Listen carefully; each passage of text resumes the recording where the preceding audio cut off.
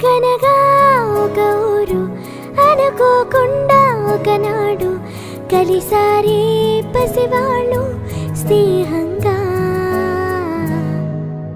సంతోషమంతా రెక్కలుగా రివంటు ఎగిరే పక్షులుగా ఆకాశమంతా ఆటాడుకుంటూ ఉన్నారు సరదాగా.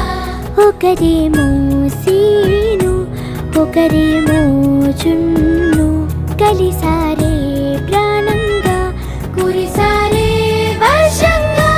పాటేమో సీను ఆటేమో చున్ను ఒకటై ఎదిగారే మధురంగా.